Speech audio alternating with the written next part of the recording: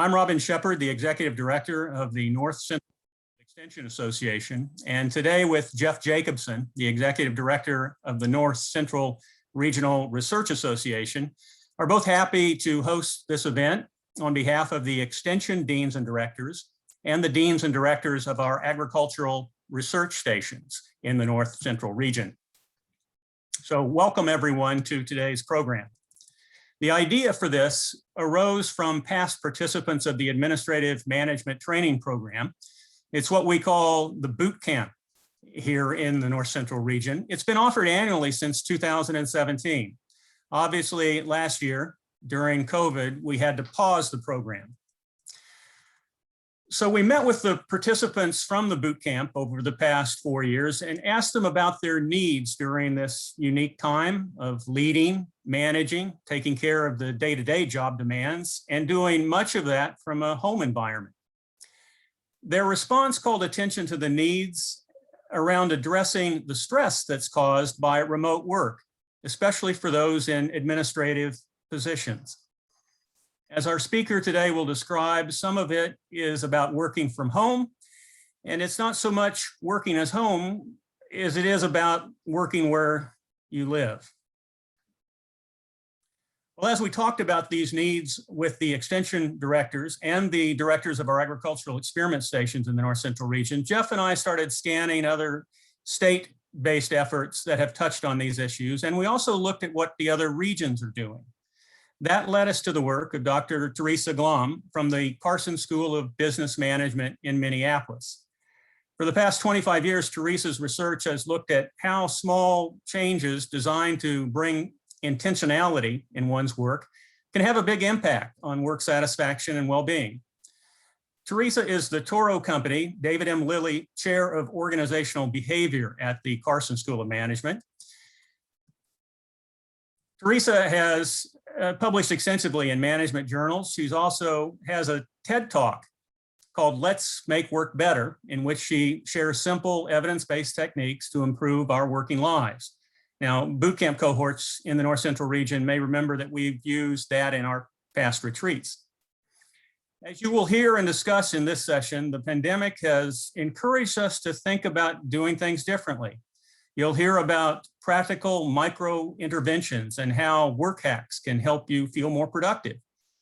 While we strive for some kind of balance between work and personal life, it's not really realistic to think of it in terms of balance. It's probably unrealistic to think of that. We'll talk more about that and how we might deal with such stress. We'll also go into breakouts to talk about how to best promote workplace performance and well-being in the post-pandemic era. Again, Jeff and I would like to welcome you to this program, and most importantly, we'd like to welcome Teresa. Thank you, Robin, and thank you all for being here. I think this is a really important topic as we navigate this pandemic and also think about what work will look like in the future. So as Robin said, I'm a professor at the University of Minnesota, and I probably have spoken to some of you at various points because I have been lucky enough to attend a few extension events at Ohio State and Missouri and Purdue and one of the regional conferences here in Minnesota, of course. So some of this may be a refresher for you, but one of the things that we're going to do is really look at this through a pandemic lens.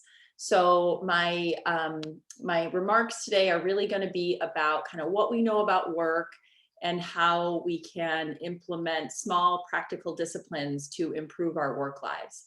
And when the pandemic hit a little over a year ago, I was getting a lot of calls about, well, what should we, how should we be working differently and how should we be thinking differently? And I looked back at my remarks and a lot of this stuff still holds. It just becomes way more important. The importance of it is amplified. So we're going to talk through some of these and also discuss some of the unique challenges in our current environment. I'm going to present some material and then give you guys a chance to discuss it a little bit in breakout groups. Then I'll present a little more material. We'll get back in our breakout groups.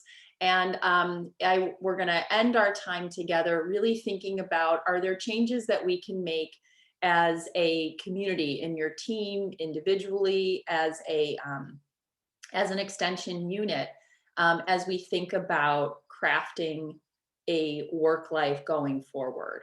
I think at the beginning, we were really focused on this, like, when are things going to get back to normal?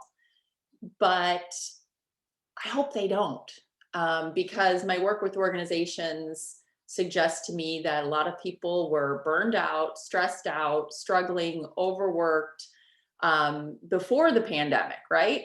And so as we start thinking about what a new normal will look like as we return to work, I invite you to think about this with quite a bit of intention, and how can we put in some new, work related practices and activities. And so that's kind of what today is about.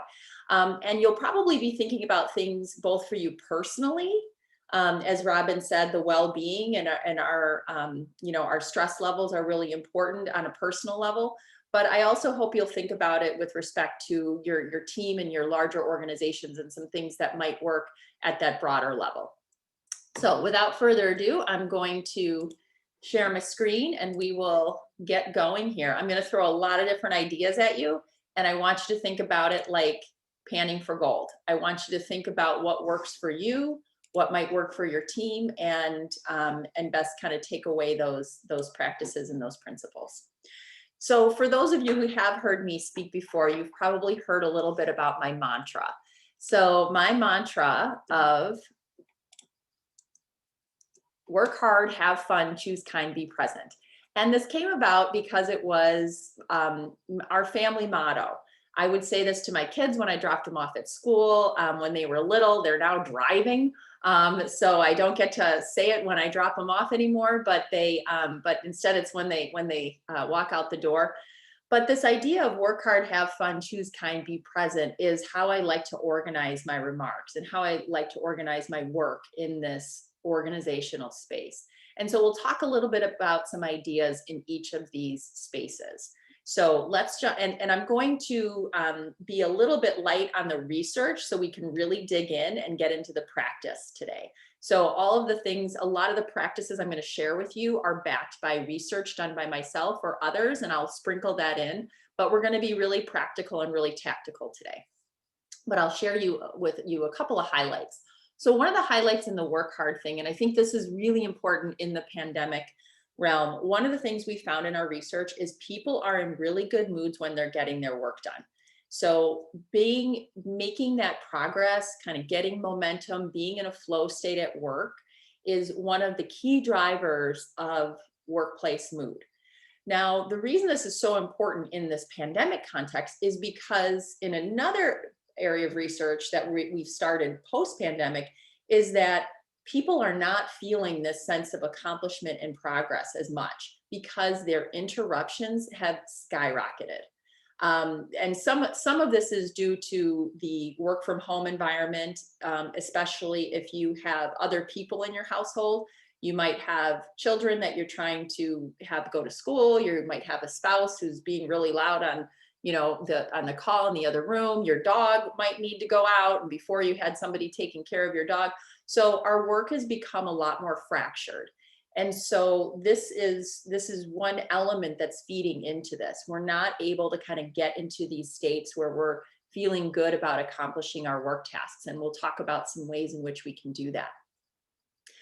Another thing that has been happening is we're allocating our time differently post-pandemic. And I've got some research going on this as well.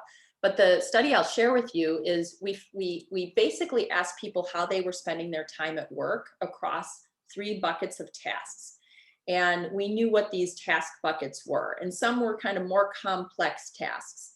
And what we found is when people were feeling really depleted, they were more likely to allocate their time to the easier tasks, the shorter term tasks, not the long range tasks, even though they intended to spend a lot more time there. So when people were feeling depleted, they ended up just allocating their time to the tasks that were lower value tasks. And this was important because when people feel this disconnect about how they want to spend their time and how they actually spend their time, it's bad for them. they're less satisfied, they have poorer well-being outcomes, and in our research, it was even related to salary. So we've replicated, not exactly replicated, but we're finding this same thing post-pandemic because people are feeling really depleted. They're not allocating their time to those complex tasks. Instead, we kind of know this, right? We're all kind of playing whack-a-mole, right? Like, how do I get things done without necessarily taking a step back and saying, am I allocating my time and attention to the right things? So let's talk about a couple of ideas in this kind of work hard realm and how we might think about them with respect to performance. So I'm going to share some of these ideas. And as I said, some of these, you may have heard some of these before, but I think we can revisit them in this pandemic experience because they are just as valuable, maybe more so. And then there's some new ones as well. So I want you to think about these as routines, because I think one of the things is you know, in 90 minutes, you'll all go back to your work and you might in this moment say, oh, that was great. That was really cool. That was really interesting. And you don't do it. So one of the things I also invite you to do is think about which of these things you might build into your routine. Because if you can put it into your routines, if you can put it into your calendars, if you can put it into your team meetings, it's more likely to get done. And so think about which of these you might think about as a routine, because in some ways we all kind of know what to do. It just gets really hard in the moment to do it. But if we build it in, we're much more likely to make it happen. Okay, so a couple of ideas, and I'm just going to kind of I'll kind of go block by block, and then we'll have some time to discuss. And I should also say, I know that Travis is monitoring the chat, but also just feel free. I'm not looking at that. It's a lot for me to look at. So he's going to monitor the chat and jump in. But if you have a question, please, or an example, please jump in and ask it. I know it's always tricky with a big group over Zoom, but I'd love to have a dialogue. You know, one of the things that I've talked about before is this notion of parking downhill. And when you think about a car that's parked downhill, when you get in that car and you take your foot off the brake, you get going, right? And how can you park downhill at work? This is one of my favorite routines. One of my favorite practices is to really think about how I can park downhill for my work day. What that means for me is the night before, I think about what do I need to do the next day. I get it ready. I get all the resources that I need, whatever papers, whatever emails, whatever documents, and then I get those ready so that I'm parked downhill and I can zoom into my work that next morning and get started. Most people, when they start work, what do? You open your email, you respond to a few emails, maybe you do some other things, and oh, now it's time to go to the meeting. And so I need to go to the meeting, and I have, you know, and then, oh, wait, I'm going to go get some coffee, and oh, I should do this other thing. Oh, wait, a bunch more emails came in. And you just, you know, it's like it's lunchtime and you feel like you didn't get anything done, right? So think about flipping that, right? And saying, how can I dive right into my work? And then email really in some ways becomes your break. So part of what's important is preparing those resources at the start of your day and planning what will happen, or the start of your week. I have a friend who's an executive, and she has a meeting with herself every single morning for about 5 minutes. It's on her calendar where she kind of talks about her day. Oh, I don't have it up here, but I've got a planner that's sort of my daily planner. It's called the High Performance Planner. And it's, in addition to kind of a calendar, it talks about like, what are the most important things? What's an important action I need to take? Who do I need to support today? And it just is this reflective moment for you to think about your day. My kids and I, we have a weekly meeting on Sunday where we talk about the week. So really, it's just about getting planful. And then think about scheduling uninterrupted work time. Now, I know for a lot of people, this is hard. So when you see that 60 to 90 minutes, oh my gosh, is she crazy?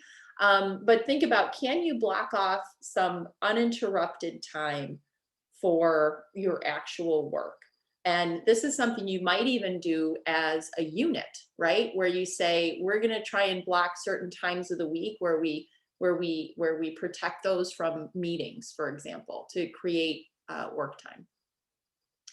Resisting email first thing in the morning. This one is so tough, but if you can't resist it entirely, and I know a lot of people can't, my encouragement to you is do kind of the power scan. Sometimes it feels really good, right? Oh, I can just, tick this off. I can bang out, a couple of emails and, take care of these. And you can get these things done and it sort of feels good, right? But I invite you instead to think about how can you plan your workday so that that high value add work is prioritized. And that might mean, okay, I need to take care of that email because they're waiting on me for something, but the rest of this can wait till later. Because one of the things I've heard is somebody said, nobody gets ahead by being really good at email. And it's true, right? I mean, it's necessary, but it's not always a high value add activity. So instead, see if you can tackle that work task, even though email is super compelling. And also think about what you're going to tackle that day. One of the other intention management ideas I really like is think about one big project that you have that you're working on and make that your focus for the day. And just keep going back to that, right? Keep going back to that one thing all day. You might try instead to sort of multitask or handle a couple different things within a day. But if you say, I'm working on this presentation, this report, this whatever it is, and that's my sole focus for today, you can actually kind of make that good progress. Okay, work time being really, really fractured. It's even before the pandemic, our work time was really fractured. And so one of the things I encourage you to do is think about unitasking rather than multitasking. I'm not going to embarrass people and ask who's also checking email while they're listening to my remarks right now. But we've all done it, right? We've all been in a conference call. We've all been in a Zoom meeting where we're doing something else. And one of the things I would encourage you to do is think about how can you be very focused and unitask rather than multitask. Put these little bursts of unitasking into your day. There's a technique called the Pomodoro method. Some of you may have heard of it. The Pomodoro method is, it's basically saying I'm going to set a timer for, I think it started with 25 minutes, and set a timer for 25 minutes. And then at the end of that, take a 5-minute break, and then set a timer for 25 minutes, 5-minute break, 25 minutes, 5-minute break. And the reason it's called a Pomodoro method is because the person who came up with this had a little kitchen timer that looked like a tomato, and tomato is Pomodoro in Italian, I think. Anyway, this idea of this 25 minutes is really powerful. And I use it myself all the time. I should use, for me, it's the Alexa method. I'll say, Alexa, set a timer for 25 minutes. And for 25 minutes, if you're really focused, it's amazing how, and this is like, do not get on email, do not check a text, like completely focus for 25 minutes. And it doesn't sound like a lot of time, but you can get a lot done. If you have children who have trouble focusing, this is also really helpful for them as well. Just, say, set a timer and work on that thing you don't want to work on for 25 minutes, and they get really far. So think, but what's critical there is that unitasking, and these, you string together a few of these Pomodoro blocks, and you're really going to have good productivity. The other technique that I like to share, and this is something we've studied quite a bit, is this idea of a ready to resume intervention. I study interruptions, and interruptions are tricky because for two reasons. One, they impact the work that's being interrupted. So let's say task A, and they also interrupt task B, because when you get interrupted and you move on to task B, you're still thinking about task A. There's something called attention residue. So not only is it harming your performance on task A because you had momentum and you have to get back to the work, but it's harming your performance on task B because you're still thinking about task A. So when we keep, we kind of have these constant task switches, it's really bad for us. One of the things that can help these task switches is this idea of the ready to resume plan. And it's really simple. All you have to do is jot down or note somehow how you're going to re-enter the work. Where did you leave off? What problem were you trying to solve? What was your next step? And people do this all the time. There's authors who will end their writing in the middle of a sentence. So they know exactly where they're headed, right? They know exactly where they're going to pick that up. And our research showed that this ready to resume intervention really mitigates the negative influence of the interruption. So it's just a really simple thing. And when we're back in our offices someday, it's also a good technique if someone interrupts you in person to just say, could you just hold on 1 second? And then you can write down where you were, and then you can give them your full attention. Also thinking about the making work time less fractured, think about whether or not you can schedule things for either like email free times or days or Zoom free times. I just heard that Citigroup said no Zoom meetings on Friday. We are Zoom fatigued. We're taking Fridays off of Zoom meetings. Prior to the pandemic, I had a friend who worked for like a software sales company. And so they're on the road kind of all week, and they're, constantly on. And then they instituted something called Leave Me the Alone Fridays, which was don't contact one another all Friday. Like Friday are the days that we can catch up. Like if it can wait till next week, let it wait till next week. So think about in your teams, are there ways for you to kind of section off or protect some of your time for this kind of deep work? Okay, let's go to some meetings. So we've had a lot of, meeting fatigue, Zoom fatigue. I'll talk about that in just a minute. But one of the things about meetings that I always encourage people to do is be really intentional about meetings. Because when you think about, you got 10 people in a room and they're there for an hour, that's 10 hours. Did you get 10 hours of like productivity and work? Sometimes the answer is yes. A lot of times the answer is no. So thinking about, what are the agendas? Does everybody need to be here for every single meeting? And also thinking about, can you have kind of templates or routines for your meetings? If they're regular meetings, are there ways that you can kind of almost sort of study the structure and just create templates so that you can move through them very quickly? And the other thing I always say is meetings should be about decisions. Right? Meetings should be about decisions. People should come prepared to make decisions at meetings, and people should know what decisions are going to be made at a meeting. So often I think at meetings, we bounce around ideas and, oh, wait, Jane's not here today, so I got to go check with Jane on that before we can decide. Or, oh, I should go collect that information. It's like, you do that before you come to the meeting so that we can move swiftly and make these meetings really valuable for people. Okay, couple other ideas. So one of the things I often encourage people to do is to track their time. And this is not just for work, but also in their lives. And think about how you're spending your time and whether or not that time aligns with your values or kind of how you want to be spending your time. And this can be very simple. You can have, a piece of paper and a pen and just kind of note what you're spending your time on. And when I have students and executives do this, I think they are just surprised at how often they're switching tasks, how much time they're spending on things like email and other activities, which aren't really adding a ton of value sometimes. Maybe they're noticing that they're getting interrupted by kind of the same person every time, or they're spending a lot of time with one person, and maybe you say like, oh God, maybe I just need a daily status with this person so that we can kind of combine it all at once. But anyway, once you track your time for a few days, you can start to see some patterns, and you can also start to think about how to be more strategic about that time use. So you might say like, this is interesting. On that one project, I've got a meeting here and project time here, and then I've got another meeting here. Like, what if I just have that all in one day instead? And I can keep my focus on that project all in one day. Some things you might find that you're doing work that isn't actually your work, and it should be delegated, or maybe it should go away.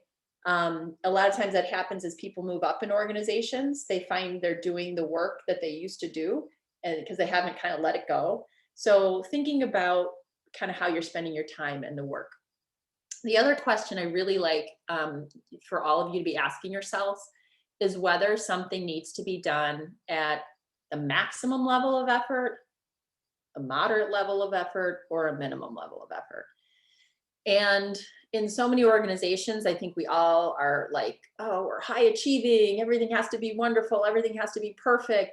But it actually doesn't. Like, there are some activities that just need to get done. They don't need to be perfect. And so they might be a more minimum or moderate level of effort.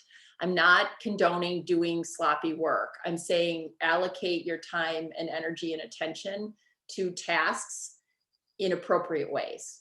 And sometimes you have to do things, but they don't have to be perfect. And actually, one of the things that I like is to couple that idea with that Pomodoro method.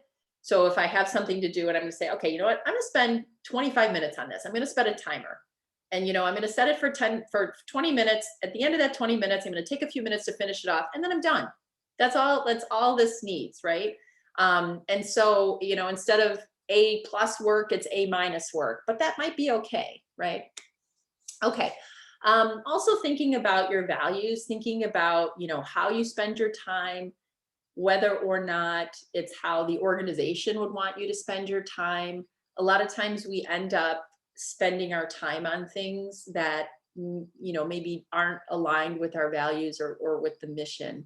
And we'll have an opportunity to talk about maybe ways to kind of get some of those activities out of our work lives.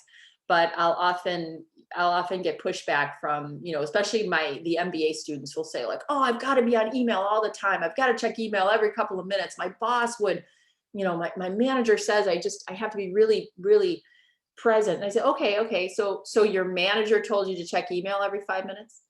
No. Okay. Well, I want you to go ask your manager if they want you to check email every 5 minutes. Do you really think that's how they want you to spend your time? And so when you put that different idea, I think that, is this how the university wants me to spend my time? I remember this was 23 years ago, when I was a new assistant professor at the University of Minnesota, I spent so much time. This was back when we booked our own travel and we had to go to all the different websites and find out things. And I was spending all this time trying to save like $25 for the University of Minnesota on a flight, right? And I probably shouldn't say this, but I'm thinking to myself, this is stupid, right? The University of Minnesota does not want me to spend hours on trying to find the cheapest flight to save $25 or $50 or whatever it was at the time. And so thinking about things like that and kind of how we're allocating our time and our energies. The other idea I'd like you to think about, and we could do a whole workshop on this, is this idea of job crafting. As you think about your post-pandemic jobs, think about what tasks you have that are really well aligned with your skill sets. Think about, are there things that you'd like to learn? Are there areas in the portfolio of your work that you would like to do more of? Are there some things you'd like to do less of? And think about how you might make that happen. And sometimes that requires discussions at the team level, right? So, gosh, I really like this part. And somebody else might say, gosh, I hate that part. Why don't you do that part? And here's another part that I like more of. But really thinking about the work. And I think that this shift really allows us to take the opportunity to take a step back and say, we need to think about the work and the work that's getting done and how we allocate and prioritize the work. Okay, one more slide, and then I'm going to put you into groups for you guys to chat about some of these things. So thinking about Zoom. So one of the things about the pandemic that has happened is the Zoom environment has changed. We all, people were working remotely, but now we're all working remotely and we're all having these meetings. So thinking about how do we establish norms as an organization? So one of the things I've noticed in my work with companies are the norms around cameras on or cameras off. So there are some companies where it's like, we don't have our cameras on, except in very rare occurrences. And other organizations where it's like, everybody's got it on every single minute of the meeting. So it's helpful to have a conversation about that in your groups. Is this a cameras on or cameras off meeting? And knowing kind of in advance. I actually wish there could be like a little setting for when you set up a meeting in Zoom, like what's the default? Is the default going to be that we're going to have our cameras on, or are we going to have our cameras off? But we can do this internally. The other thing that's happening is a lot of people are really close to their cameras like this, and that is very stressful from a psychological perspective. And here's why. So evolutionarily, we do not get that close to people, right? On a regular basis. We are not that close to people. The research coming out, there's some interesting research coming out of Stanford University on this idea of Zoom fatigue. And it's like, what is Zoom fatigue? Why is it so fatiguing? Well, one of the reasons is when you're really close to someone, that just activates parts in your brain, because when you're that close with someone, it's a very, you're either going to fight that person, or it's a very intimate kind of closeness, right? And so we're not used to that. We're not that close to people when we're in a conference room, right? So there's this additional layer of stimulation that's happening. So one very small practice that we can all do is back up a little bit from our cameras. Not super far, but a lot of us are really close, and or just you personally back away from your screen a little bit so that those faces aren't there. The other thing that's very taxing is the self view. So you can go into Zoom and turn off the self view. We're not used to seeing ourselves in meetings, right? We're not used to this mirroring. And so it puts, again, another kind of demand on our cognition that we have to sort of monitor ourselves when we're watching ourselves in this Zoom self view. So that's another really simple thing we can do to try and reduce our Zoom fatigue. Also thinking about creative ways to connect, but also maybe not be on camera the whole time. So some groups are doing what I think is kind of a nice thing, where we all start the meeting with our cameras on, say hello, touch base, reconnect, and then we're going to turn our cameras off. And that may work for your groups. The other thing I would encourage many of you to do is think about whether or not it needs to be a Zoom meeting. Now, Zoom is nice because you can share your screen and you can share documents and you can, have a whiteboard and things like that. But sometimes you just need to have a conversation. And when it's just a conversation, I'd encourage you to revert back to just a phone call. And, one of the other things that you can do is have that phone call while you're walking around the block, right? So the walking meeting is now a walking meeting, with your headphones in. But thinking about, again, more intentionality. Do we need a Zoom meeting? Do we need our cameras on? Do we need to share screens? What can this be? One of the things that I noticed is early on in the pandemic, meetings, like standing meetings that I used to have that were phone calls often, suddenly became Zoom meetings for no apparent reason, just because everybody was using Zoom. And so it's like, why did we change our phone call to a Zoom meeting? Just because all these other meetings are going to Zoom. So thinking again about how we can kind of reduce this new stressor in our environment. Establishing norms for working from home. One of the things when I'm working with teams, I always really encourage them is to create some team operating principles. And the team operating principles are especially important as we think about if we're going to start transitioning back into office environments, back into on campus. What might this look like? We should be having these conversations now. But team operating principles might include things like, what kind of turnaround do we expect on emails? What kind of criteria do we have for something that's a meeting versus just an email with the information that's shared? What kind of hours will we kind of typically keep, right? What are our ideas about weekend work? What are our ideas about, how do we, things about how we're making decisions? There's a lot of different things you can think about with respect to these operating principles. And it's not like if someone breaks the rule, there's going to be consequences, but it's an opportunity to have a discussion about how we're going to work as a team. And I always say that we're going to spend time now to save time later.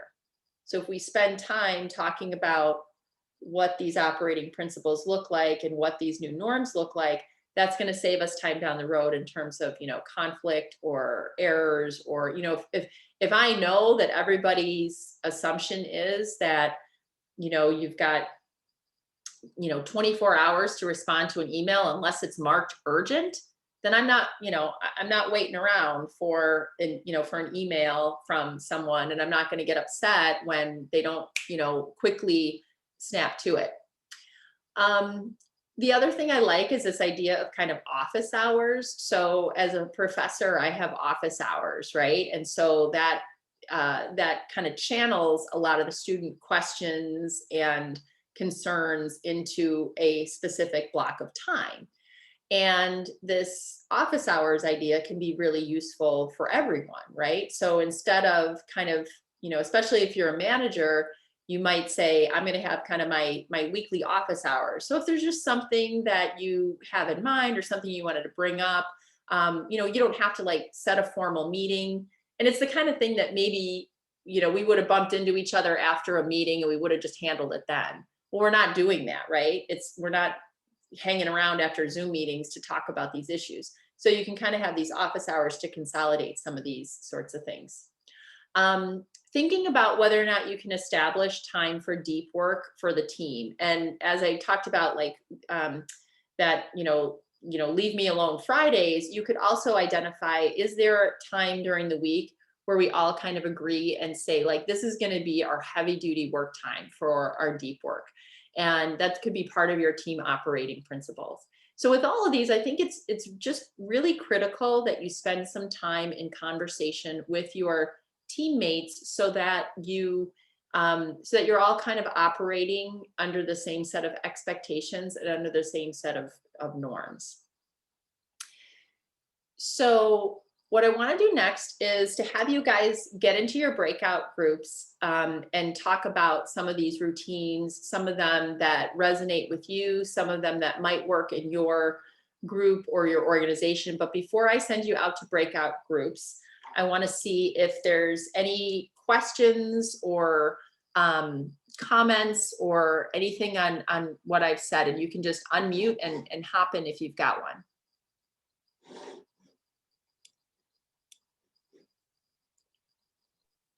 No. Yeah, Teresa, can you hear me okay? Yes, I can. Yeah, I was kind of curious about, the Zoom fatigue. You brought up a couple of interesting points that I hadn't thought of. Have there been any studies looking at, my eyes just after a few hours of just looking at the screen, and I'm just wondering if it's more of a two-dimensional versus three-dimensional. When you're in a meeting, you're looking all around and your eyes aren't constantly focused 10 or 12 inches away from your face. Is there any validity to that? And should we be looking away? And then that leads to well, maybe we turn our cameras off, because when I have my camera on, I typically tend to look at the screen to make sure that people understand I'm paying attention and not looking away like that's the downside of having the cameras on. If you're glancing out the window and doing other things, it looks like you're ignoring who's ever talking. Right. You are exactly right. That is a big part of this. When you're in a meeting, a conference room, you're kind of looking, the conversation is going, you're turning your head, you might be moving your body a little bit, right? But we're all just kind of like this now. And, so absolutely that eye fatigue is part of it. We're not, there's, the more that we can kind of change our field of vision, the easier it is on our eyes. We need a little bit of variability with that. So you're absolutely right.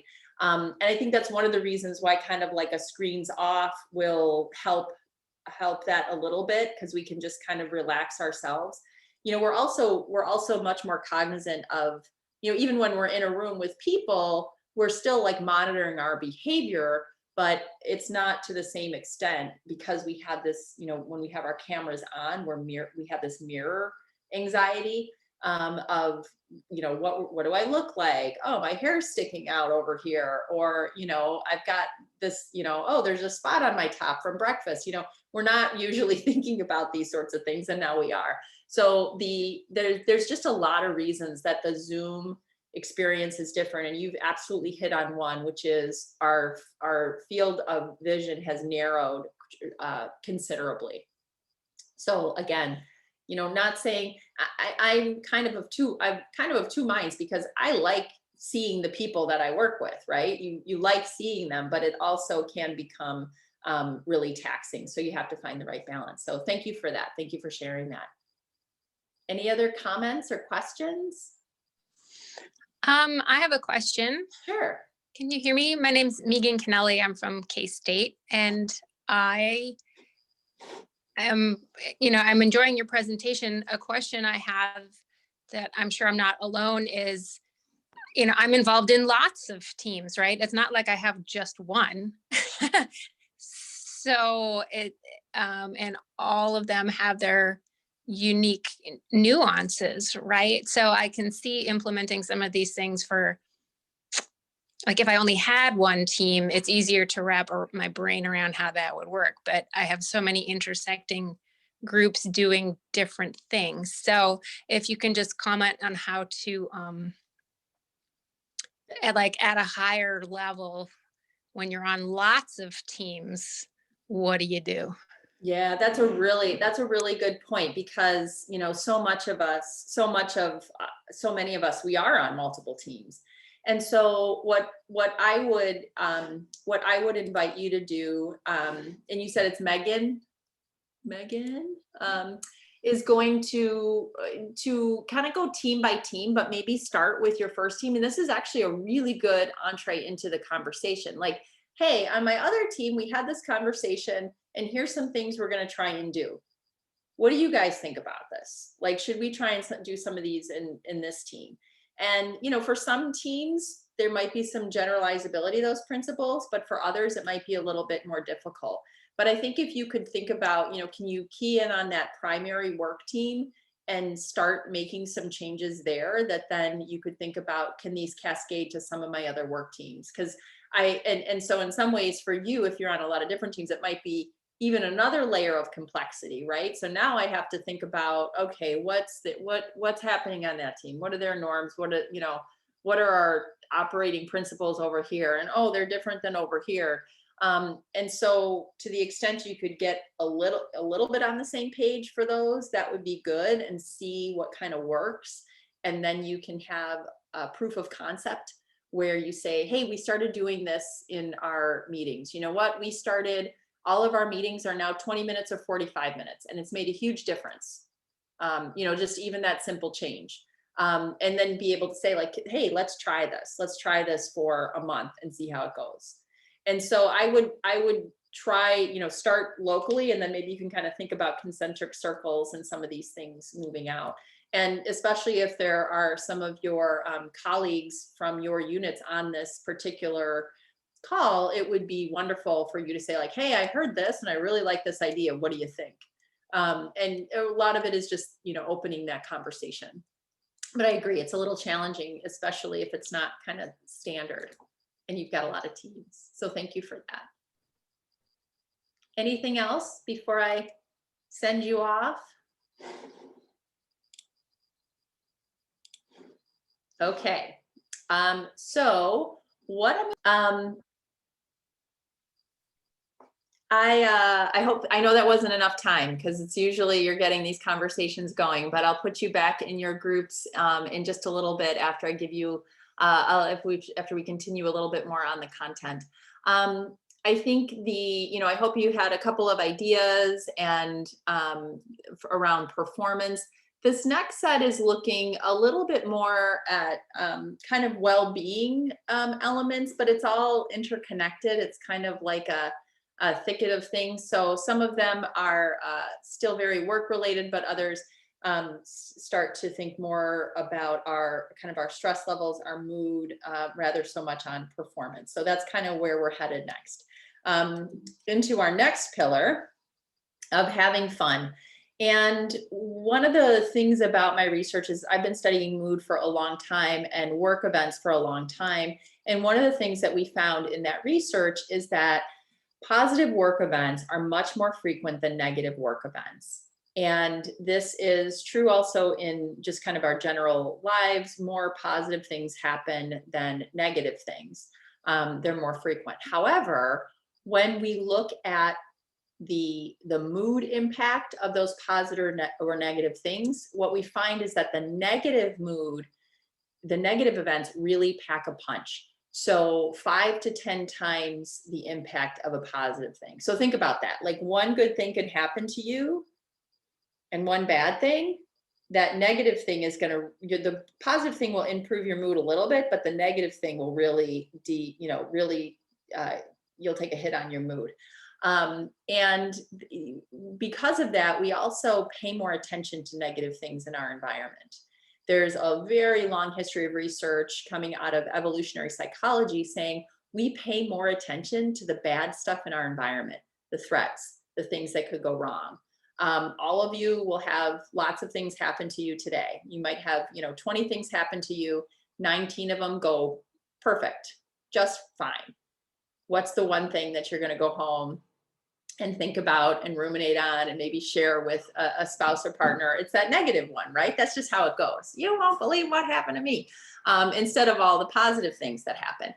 So, and this is important because mood does influence our performance. So one of the things that we did in a study is we looked at how we could reorient people to the positive, and we called this the 3 Good Things study. And it was really simple. We had people at the end of their workday write down 3 good things that happened and why they happened, 3 good things and why. And this very simple practice had profound effects on well-being. People who did this exercise, they had lower stress in the evening. They had fewer physical symptoms in the evening. They had fewer mental complaints like difficulty concentrating and rumination. They were more able to detach themselves from their work, and it even reduced their blood pressure over the 3-week period that they were in our study. So this really simple thing of just, reflecting on the good and writing it down. And this is, a very simple practice. One of the ideas that you can have as we move to implementation is thinking about how do you implement this 3 good things practice in your daily life. One of the things it does is it makes you kind of be in that moment a little bit. If you know that you're kind of you're going to be reflecting on those things at the end of your workday or the end of your day period. Not to talk about any particular study here, but there's a whole long, rich history of research saying we need work recovery. This sort of like work hard, play hard mentality. We're kind of get the work hard part. We seem to not get the play hard part. We don't really put a lot of attention into our work recovery efforts. And, and I can say that this is probably an area that I need to work on a little bit myself. I was just in a meeting earlier today and I said like, I've got this compressed teaching schedule for the next 3 weeks and, and then it's finals. And so it's a really busy part of the semester. And the person said, oh, well then will you be like taking a break after that? Will you kind of be, taking some time off? And I just went, oh, no, like what, like what, who does that? But I should do that, right? I'm supposed to know about this stuff. But thinking about work recovery. So let's talk a little bit about some routines we can do here. So some routines for reflecting on the good. One of the things you can do is this 3 good things exercise, either individually, you can have a journal at night. This is a really powerful exercise, not from just my research, but other research as well. Having that good things or a gratitude journal at night actually makes a marked difference in people's mental well-being. You can also do this in meetings. So I know with our department faculty meeting, we start the meeting with like everybody share a good thing that happened over the last week or so. And it can be a really small thing, but it's just an opportunity for us to kind of shine the light on those good things that happen. Gratitude expression. Gratitude is important for the receiver and also important for the gratitude giver. Writing that expression of gratitude and a really kind of a genuine, authentic expression of gratitude, either a note or, really saying thank you for this particular thing. And when it gets really specific, it can be really powerful. So it's not just like, hey, thanks for doing that thing, but it's like, hey, thank you for having the impact that you did. You probably don't even realize this, but when you told me that, it totally changed how I was thinking about this project and it really helped me. And, I just wanted you to know that. That's a really powerful thing that you can do, because so often we have a positive impact on people and we never tell them. Or they have a positive impact on us and we never, share that with them. So taking the time to share that.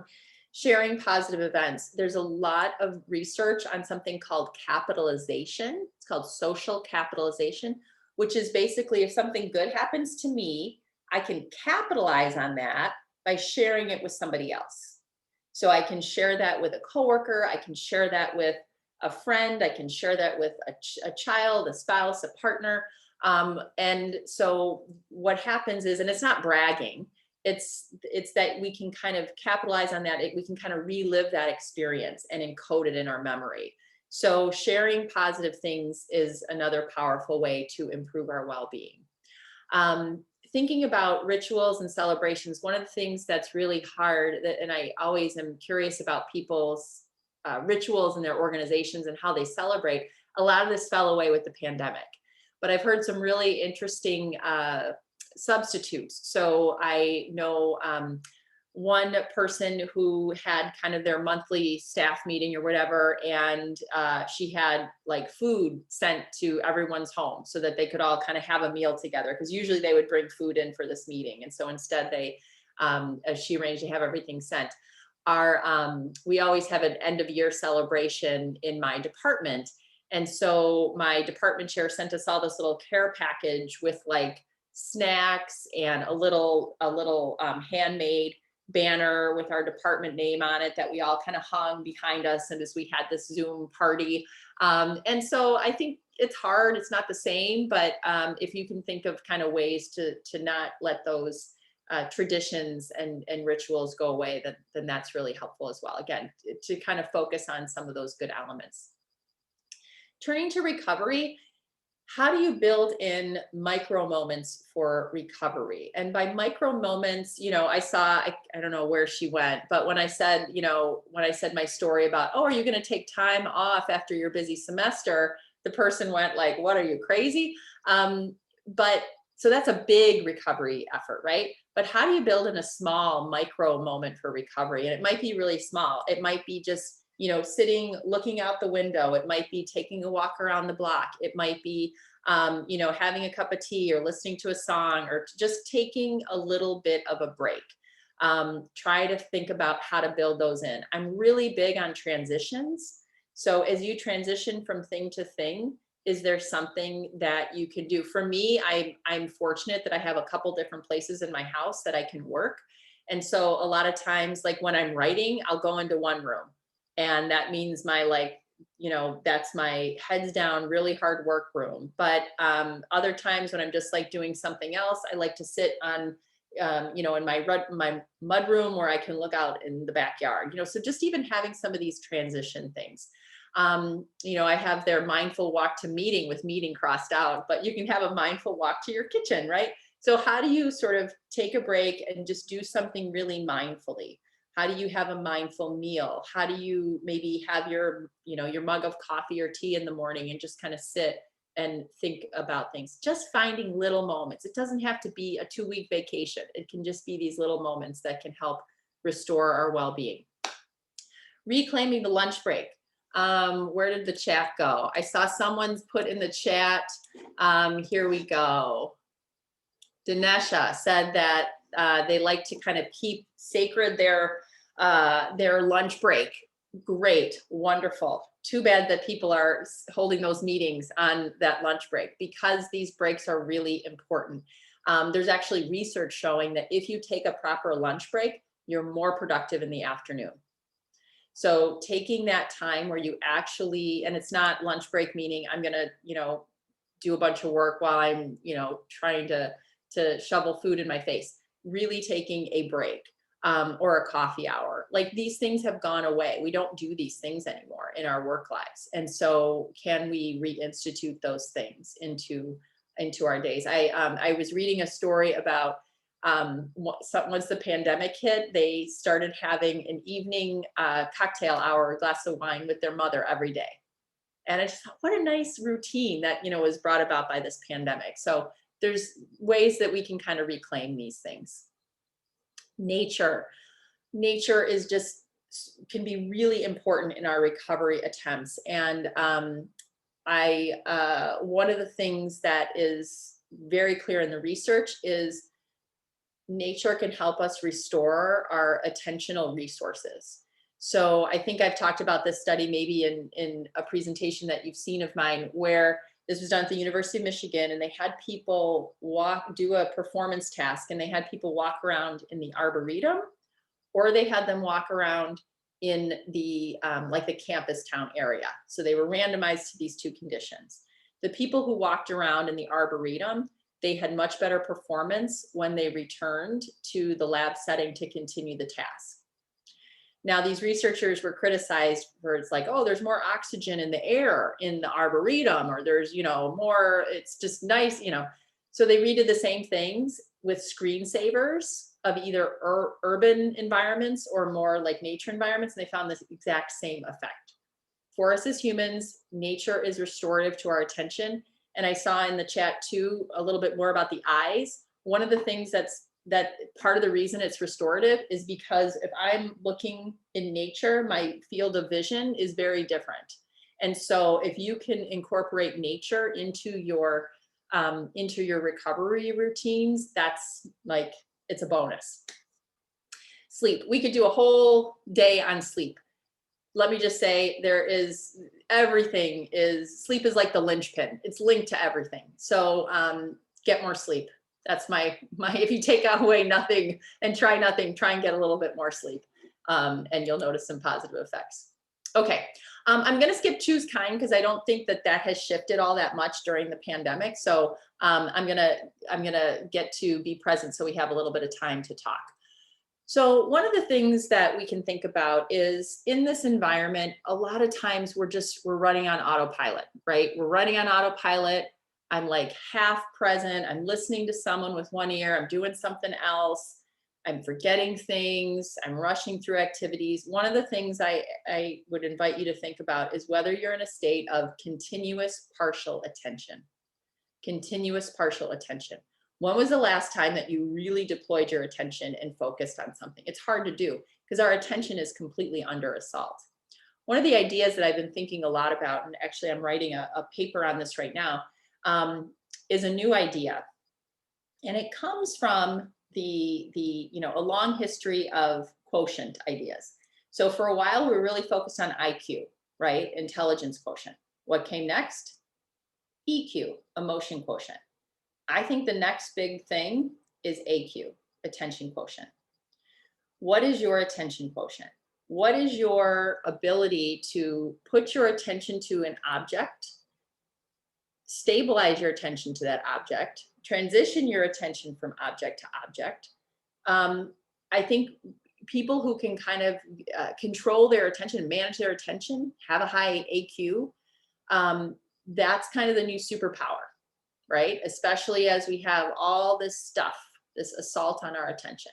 So think about your own attention in a day and where it goes and how you might better manage and control that. All right, let's talk about a couple routines because I want to make sure you have a little bit of time in your groups. Okay, so the mindful breathing is a wonderful, simple thing that you can do for recovery. Just taking a couple of mindful breaths is very calming. There's 4-7-8 breathing, which I love 4-7-8 breathing, which is basically, we can all do it together. I don't know that I've ever done a Zoom 4-7-8 breathing, but let's do it. We're all gonna breathe in for 4 seconds, hold it for 7 and breathe out for 8, okay? Let's try. Okay, breathe in for 1, 2, 3, 4. Hold it for 1, 2, 3, 4, 5, 6, 7. Blow it out. 8, 7, 6, 5, 4, 3, 2, 1. That simple practice, you all just activated your parasympathetic nervous system, which downregulates the stress response. So do that a couple of times. And if you have trouble sleeping, it's a great technique for getting to sleep. So thinking about just these really small practices, you might think about at the start of every Zoom meeting, maybe we take a couple of mindful breaths together, or maybe we do a 4-7-8 breath. What is that? How many seconds is that? 19 seconds? You can do that. You can waste 19 seconds on that. So thinking about just things you can do more mindfully, how can I mindfully put regular activity into my day, right? You might be cooking dinner mindfully. You might wash dishes mindfully. You might fold laundry mindfully. All these things you can do kind of more mindfully. Mind and body awareness. Think about where your attention goes. What is taking your attention? how much does it flip from thing to thing? And are you able to kind of bring it back to your area of focus? And that's one of the reasons why the unitasking and the Pomodoro method is really helpful in this pandemic context, because it's starting to train your brain to focus. Also thinking about, you know, our bodily awareness. One of the things that I think we're really going to see down the road is so many musculoskeletal issues around us working from home, because a lot of us don't have great setups at home, or we're, you know, working in the same environment. We're not getting up and going to a meeting and moving around in the same way that we used to. And so really be kind of checking in with your body and think about, are there ways that you can, you know, that you can kind of switch around how you've been working. Okay, I'm going to pause there in the purposeful pause, which is really just about pause before answering, because I want to make sure we have enough time to sort of put you in your groups and have some time to think about things, and then have a couple minutes for wrap up. So the next thing is going to be a little different, and I'm going to put you back in your groups, but we're going to do something called a start, stop, continue, or change exercise. And it's pretty simple. It's, you know, I've given you some ideas. They don't have to be these ideas, but I want you to think about, as we kind of move out of COVID, what are some things that you can either start doing, stop doing, continue doing that have been working for you, or maybe change, tweak in some way to improve your performance and your well-being. So just a couple ideas. You might say, what if we start making the default meeting time 45 minutes instead of in an hour? We could start that practice. You might say, what if we stop preparing that newsletter on a monthly basis? What if we instead do it quarterly? We could stop doing that, right? What should we continue? You know, what's working well? Maybe there's a new practice for us. The practice of going around and talking about a good thing that happened was a new thing that we started. I think we should continue that. You know, and what thing might we change? You know, could we say, okay, everybody's working from home every day now. Maybe we could kind of change that and say, let's pick a couple days where everybody's working from home. How can we kind of make this? Now, some of them don't fit nicely into these start, stop, continue, change buckets because it's a little interrelated, but that's what we're after. And what we're going to do is we're going to use something called a Jamboard. I don't know if you've used a Jamboard before, but if you have, it's kind of simple to do. And I'm going to put you in your groups, but I'm going to send you the link now in the chat. So everybody should try and open the Jamboard. Where'd my chat go? There we go.